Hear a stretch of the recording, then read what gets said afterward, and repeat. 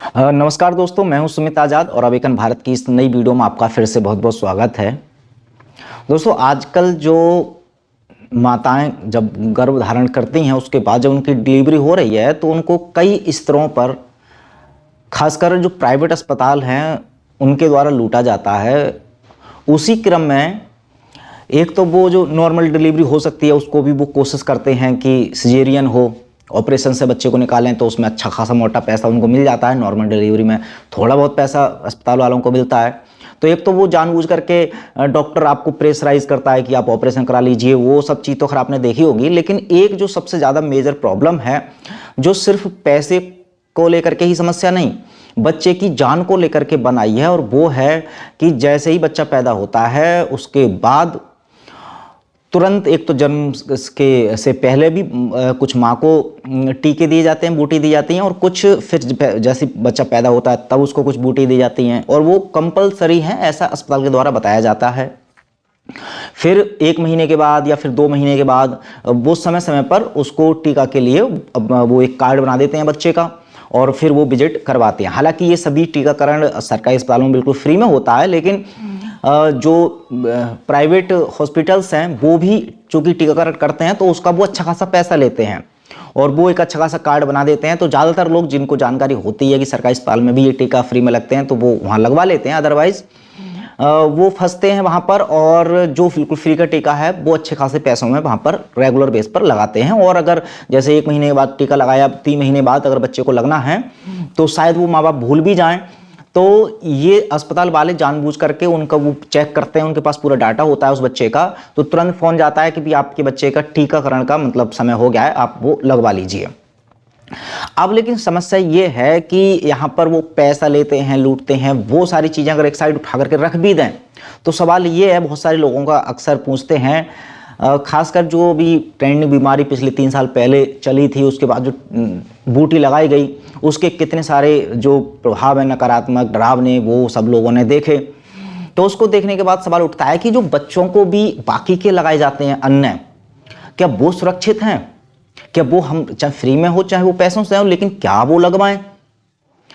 तो अब उसका जवाब इस वीडियो में देने का प्रयास करेंगे, या यूं कह सकते हैं कि वो सवाल के निष्कर्ष आंसर तक आप खुद पहुंच जाएंगे। उससे पहले ही खबर देखिए। खबर ये काफ़ी पुरानी है, लेकिन इस मुद्दे को समझाने के लिए एक एविडेंस के तौर पर मैं पेश कर रहा हूं। हालांकि एक लौती खबर नहीं है, ऐसी खबरें बहुत सारी हैं।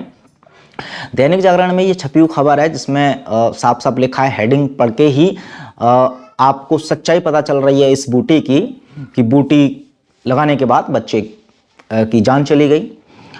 तो ये घटना है झारखंड की। झारखंड में एक बढ़ता है जगह पीरटांड, और वहाँ पर एक बिशुनपुर पंचायत है, और बिशुनपुर पंचायत में गांव है खेता डावर।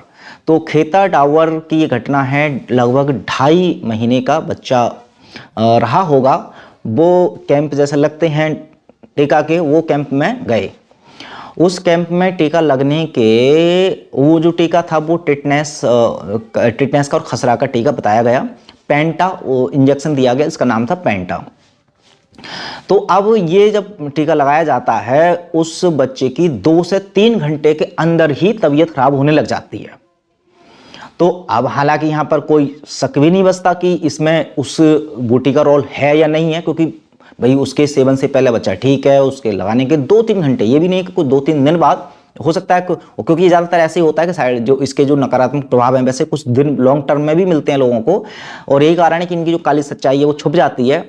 तो वो तो छुप जाती है, चलिए कुछ दिन बाद हुआ तो लोग कहते हैं नहीं ज़रूर थोड़ी है उसी के कारण हुआ होगा, लेकिन ये ऑन द स्पॉट 2 से 3 घंटे में बच्चे की तबीयत खराब होती है, और इतनी खराब हो जाती है कि उसकी मौत हो जाती है। कौन से टीके से? टिटनेस और खसरा का टीका, पेंटा उन्होंने टीका लगाया। आप में से भी बहुत सारे जो पेरेंट्स हैं उन्होंने शायद अब जागरूकता के बस शायद ना लगवाया हो, लेकिन उन्होंने बच्चों को लगवाया होगा शायद। तो अब इस तरह की ये घटना, अब आप कहेंगे ये तो इकलौती घटना हो गई, तो इससे कैसे तो होता है कि बिल्कुल सब बच्चों को ही खराब होगा। और सबसे बड़ा सवाल कि ये जो टीकाकरण जब दिया जा रहा था जिस शिविर में, तो वहाँ पर तो बहुत सारे और भी बच्चे होंगे, उनको भी तो लगाया गया होगा। तो कि सबके साथ भी ऐसा होना चाहिए था, केवल एक बच्चे के साथ क्यों हुआ? तो इसको कोइंसिडेंट भी तो मान सकते हैं कि ठीक है किसी बच्चे को नहीं हो गया ऐसा। तो पहली बात तो कि ये इकलौती खबर नहीं है। हालांकि इस तरह की खबरें छापने की हिम्मत कोई मीडिया करता भी नहीं है। हालांकि कुछ प्रिंट मीडिया में आपको अगर ढूंढने लग जाएंगे तो ना चाहते हुए भी बहुत सारे अखबारों ने ये खबरें छापी हैं, और अधिकतर घटनाएं तो खबरें बन ही नहीं पाती हैं, और जो बन जाती हैं उनके भी बहुत सारे आपको लिस्ट मिल जाएगी। हालांकि हम भी या जो जागरूक साथी हैं वो भी इसको ज़्यादा क्रिटिसाइज नहीं कर सकते बूटी को, क्योंकि इस तरह के चीज़ों को क्रिटिसाइज किया जाता है, हमने कोशिश भी की है तो डिलीट कर दी जाती है वीडियो। वो यूट्यूब की पॉलिसीज के साथ भी वो जो एक अलग टाइप का षड्यंत्र चल रहा है, क्योंकि इसके पीछे जो असली षड्यंत्र है वो कोई लोकल स्तर पर थोड़ी है कि अब अगर आप कहेंगे कि ये खबरें ठीक है, बहुत सारी खबरें अगर आती हैं ऐसी और बात सच है, ये खतरा है, तो ये ऐसा करना कौन चाहता है? तो करने के लिए भी बाद में आएंगे, लेकिन इसके दूसरे सवाल का आंसर मैं देता हूं कि एक तो हो गया कि ये इकलौती खबर नहीं है, दूसरा कि जिस शिविर में इस बच्चे की भी घटना घटी है, क्या सब बच्चों को ऐसा क्यों नहीं हुआ? तो बहुत बच्चों को ऐसा हुआ होगा कि मतलब तबीयत खराब हुई होगी, लेकिन उनकी जान नहीं गई तो उनकी खबर नहीं बनी। और अक्सर आपने देखा होगा बच्चों को वो बुखार वगैरह आता है और वो बता करके चलते ही हैं, वो कहते हैं कि टीका के बाद वो थोड़ा बहुत बुखार वगैरह रहेगा, तो वो सिम्टम दिख जाते हैं, उसको वो ज़्यादा गंभीर नहीं मानते हैं, और शायद मानना भी नहीं चाहिए। ठीक है, बुखार आया खुद ठीक हो गया, लेकिन एक बात ध्यान रख लीजिए कि जितने भी एविडेंस मौजूद हैं इन बूटियों के खिलाफ या इन बूटियों पर रिसर्च करने वाले कुछ क्रांतिकारी डॉक्टरों की, वो कहते हैं, उनकी पूरी एविडेंस है कि इस ज़्यादातर जो टीका है उसका जो इफेक्ट है या साइड इफेक्ट है, जो भी कुछ है वो लॉन्ग टर्म में ज़्यादा दिखता है। अब लॉन्ग टर्म में हो सकता है कुछ अभी ठीक हो, लेकिन साल भर बाद, 2 साल बाद, 3 साल बाद।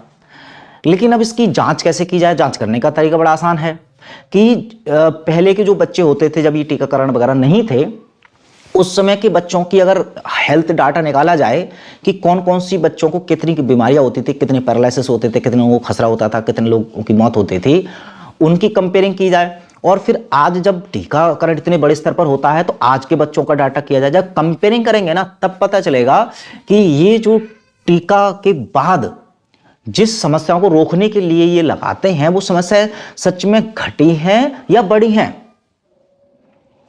और ये बड़ी आसानी से आप कर सकते हैं अगर थोड़ा सच्चाई जानना चाहते हैं तो, क्योंकि अब एक वीडियो के माध्यम से, हालांकि मेरे द्वारा सारी चीज़ें बताना तो मुश्किल है, लेकिन हाँ कुछ वीडियोस के माध्यम से, एक डॉक्टर विशुप्रिया चौधरी हैं, उन्होंने भी कई सारी किताबें भी लिखी हैं, लेकिन उन एविडेंसों का भी कोई मायने नहीं रखता अगर आप खुद से उन एविडेंस के बारे में जांच नहीं करेंगे। तो मैं चाहता हूं कि इस वीडियो के बाद आप खुद से एक बार स्टडी करें। अगर आपको सच में आपके बच्चे हैं और कन्फ्यूजन है इस बारे में कि लगाएं कि ना लगाएं, तब एक बार जरूर रिसर्च करने के बाद ही फैसला लें कि सही है या गलत है। तो अब ऐसे में लास्ट सवाल आ जाता है कि चलिए मान लिया एविडेंस अब इसके खिलाफ हैं और वो बच्चों को नहीं लगानी चाहिए, कोई सी भी नहीं लगानी चाहिए, तो ऐसा वो कौन है कि मतलब बच्चों को मारना क्यों चाहेगा? तो वही है कि जो डायरेक्टली, हालांकि मैं इस वीडियो में भी नहीं कह सकता, लेकिन जितने भी अधिकतर जो लोग इस वीडियो को यहाँ तक खासकर देखने वाले हैं, वो सब मेरे जो चैनल के रेगुलर व्यूअर्स हैं, तो वो काफ़ी टाइम से जुड़े हैं, वो सब जानते हैं कि पूरा जो एजेंडा है भी, और इसके लिए जो गेट्स भैया उन पर केस भी किया गया था, आदिवासियों की कुछ जाने भी गई थी इस बूटी के कारण। तो ले दे करके घुमा फिरा करके कहानी वहीं पहुंच जाती है कि वही वो षड्यंत्रकारी हैं जो इस बूटी के द्वारा ही पूरे विश्व भर में सबकी, हर किसी की हेल्थ पर खिलवाड़ करना चाहते हैं। समस्या भी ये उत्पन्न करेंगे, समाधान भी ये देंगे, और फिर उसी बीच में वो जो जनसंख्या नियंत्रण वाला इनका एक एजेंडा है वो तो खैर पूरा करते ही हैं।